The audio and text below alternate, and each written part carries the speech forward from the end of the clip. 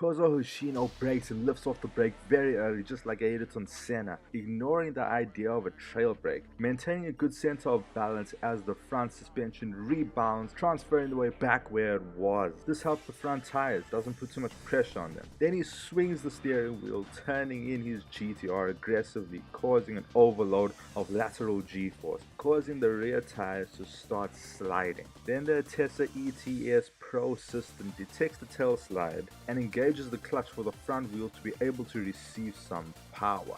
The slide grows a little wider after initiated, as does the addiction to speed after experience. And at the perfect timing related to the slip angle, Kozo opens the throttle at the perfect level, and the drift of the rear wheels moving with the inertia getting left behind at a slower speed changes as the front wheels pull the car into the trajectory it's facing, attempting to pull the rear nearly out of angle, but it doesn't, due to at the same time the rear wheels along the same access line push the engine, so it's pulling and pushing, rotating at an angle that it's not sliding at. There's no drift, but there's a counter steer. Kozo manages to create a drift rotation for a few milliseconds and then kill the slide, maintaining the benefit of the slide rotation. This is why Keisuke said that GTR drives like it's running on rails. And the other amazing thing is Kozo's defensive tactic. Just like Toshio Joshima, Kozo can hide his technique. It just looks like he's literally running on rails and nothing else. But actually he's performing an extreme phenomenon as he shouts Doria. The rear wheels are at an angle and they are supposed to be sliding, but they don't end up sliding because the front is moving at a speed, pulling the rear end. So the rear wheels that would be sliding, rotating at a faster speed than it is covering the road's distance is being pulled so that the tire rotation is synced with the road it's treading, but at the same time the rotation is still maintained because the rear wheels are accelerating at the perfect speed to push the engine, but not slipping because the front is pulling it. It's insane, right? This is Kozo Hoshino's phenomenon. It's how he rotates a GTR. But you see, when you want to deploy your technique to perfectly rotate a car, perfectly control the weight and manage the tires, take the car to full potential and all, go flat out, you need your car set up perfectly. Just like your driving needs to be set up perfectly. I learned one thing: the balance of a Mitsubishi Evo requires a special rotation in order to go fast enough, rotate properly, but not have too much blocking friction from a too wide angle drift. That's going to slow you down and mess up your tires. So the drift mustn't be too big, but I must still be rotating perfectly. Well, with a lot of four-wheel drives, including the Mitsubishi Land Evo, there's a performance limiting factor, specifically with the differentials. If you know what center of rotation is, you would know that the closer the engine is to the wheels, the higher the inside to outside wheel speed ratio should be during cornering. But for the Mitsubishi Evo and a lot of other four-wheel drives, they make the front differential, giving power to the front wheels that are close to the engine, such tight acceleration and deceleration difference ratios. And this makes the car understeer. What it is doing is making the car much more stable and also lowering the limits. Can't corner as fast anymore. So when you open the differentials, you are allowing more natural rotation. The only way to perfectly rotate a stock Evo is to drift it at the perfect slip angle.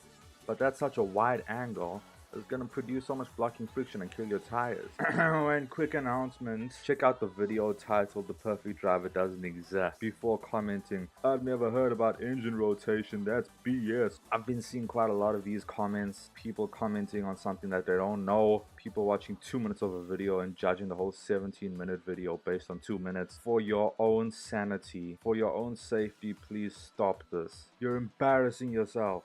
Know what you're talking about when you talk. Getting back to the point, my perfect tune for an Evo, while it requires loosening the differentials, especially the front one, there must be more difference on acceleration, because I want to rotate the Evo with acceleration to balance the center of balance, transfer the weight backwards, so there's not a whole lot of pressure only put on the front tires. rotating with deceleration. It's already so front weight biased. Front to rear wheel speed ratio, well, it should be 50-50.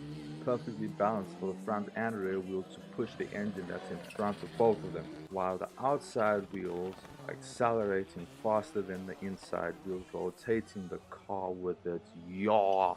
Active yaw control. This is when it's put to full potential, so it can do its job of rotating the car. Hoshino also fine-tuned these GTR, perfectly suit the driving style that's best for the car. But there's one more driver technique that I need to mention. While perfected center of rotation is meant to be the fastest, because it might produce blocking friction in certain cars, it's not always perfect. I've already mentioned all of this in a separate video, in a separate series altogether. You should know it already. If you don't know what I'm talking about, see this video. We have found ways to perfect center of rotation without producing blocking friction, adjusting the wheel speed ratio to the perfect level to move the center of rotation to the perfect point to get the full potential out of the weight on the lateral level. But most of the techniques require inputs using tire deformation potential that should be used for cornering.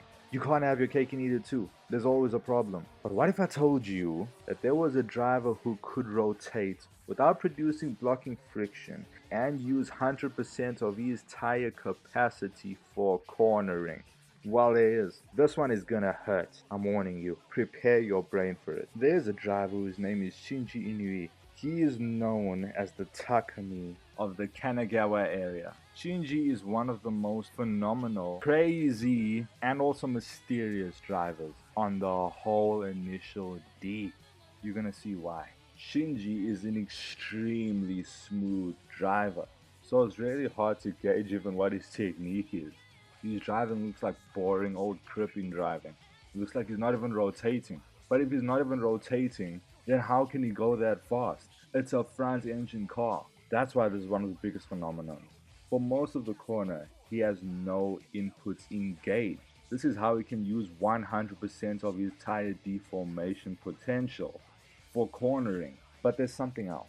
Not every turn, but on one of the first few turns, and on others too, his pivot of rotation is not at the rear differential, where it would be if he's solely turning with his front wheels, where it is expected to be at the look of his boring driving, and the fact that there's no inputs engaged for rotation.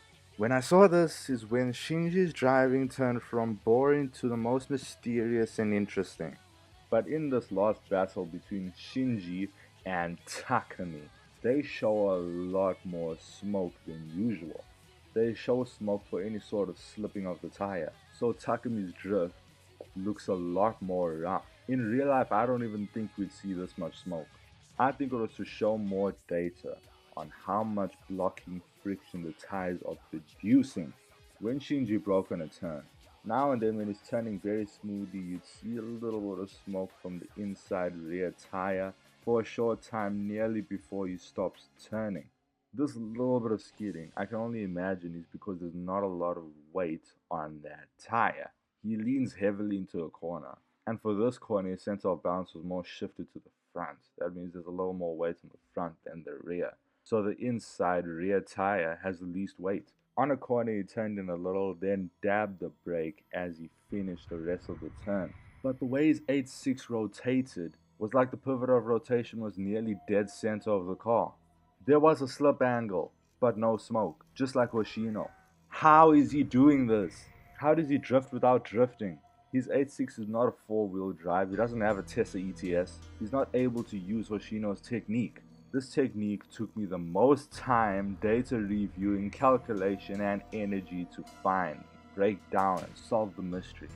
I saw Shinji entering a corner, dumping the clutch with his left foot, downshifting, and then hitting the brakes, rev matching and releasing the clutch. But for some reason, his downshifts are extremely loose. Picture yourself cycling at high speed, going nearly to the top of that gear's RPM, and then downshifting. How's it gonna feel to cycle? Your legs are gonna go crazy because they're not pushing anything. The torque is too much that your legs have no power over the wheel's RPM. It's just doing its own thing. It's like the clutch is in. The way to picture it inside the gearbox, he's not doing a downshift that's gonna break the engine. But the fact is, his rev match is at a higher RPM than needed to engine brake. Someone tell me, why does he do this? As soon as he hits the brakes, he's immediately bleeding off of them, turning in slightly more aggressively, leaning a little more until the tires need more lateral deformation potential. Then he totally releases the brake. From that point, he engages no inputs. For some corners that he doesn't need to brake hard for, he just dumps the clutch and turns in. Why does he do this? Why does he lose shift? Most of all, how does he drift without drifting? Let's go through it one more time to get a slightly clearer perspective. Shinji lifts off the throttle, transferring the weight forward aggressively as he dumps the clutch with his left foot. Downshifts, over rev matches as he light brakes, turning in very faintly. He starts leaning. When he hits the brakes, he immediately bleeds off. The brake is relatively light on entry, moving the center of balance slightly forward, gripping the front and lightening the rear end, while the braking is light enough to not deform the tires too much. With the braking force, braking the fronts mostly, lifting up the wheel speed ratio, initiating a slim slip angle. As he leans in his 8.6 more and more into the corner, he maintains the fast turn-in rotation he created with braking, with leaning, as he lifts off the brakes completely when his tires call for more lateral deformation potential, and his liftoff is so smooth that it doesn't change the rear tire's contact with the road. His downshift during braking was loose enough that the rear wheels don't get slowed down by the engine, but rather comply more easily with the road during the faint slip angle. Because when a tire is spinning across a road at an angle, the road wants to make the tire spin faster, at a faster rate. The more slip angle, the more revolutions. The loose shift allows the wheels to comply to the road, spinning faster, not having the engine demanding its desired speed. The road controlling the wheel speed is kinder to the tires. It eliminates any unnecessary skidding. It drops blocking friction down to nearly zero depending on the slip angle. In the end, Shinji is pushing the center of rotation further forward without producing too much blocking friction and maintaining 100% of his tire deformation potential for cornering. But the center of rotation is not at the engine where it should be. It's about near dead center, further rear. The slip angle can't be too big because the road will demand too much rotation, spinning the wheels too fast that the loose shift is not good enough. And with the too much angle, it's going to demand so much that there's going to be blocking friction. You might as well just drift. In the end, Takumi could easily overtake Shinji by just stealing his racing line. Twice! He pulled off a remarkable overtake, perfectly balancing his Tofu 8.6, brake, drift, rotating. He can go equally fast on any racing line because he's perfectly rotating. If I must give a ranking of what Shinji does best, I'd say center of gravity is on 99, center of balance is on 99, tire management in terms of tire deformation prioritizing 99, rotation mere 78. You see, it's not just because Shinji wasn't used to being off his racing line that he got so easily overtaken. He couldn't apply more rotation without drifting or using his tire capacity for rotation. He had to ram Takumi in order to overtake him. But still, this technique is absolutely mind-blowing, phenomenal. Shinji is one hell of a driver. Tell me in the comments who you think is better, Takumi or Shinji. If you want to see Takumi's technique, check out this video.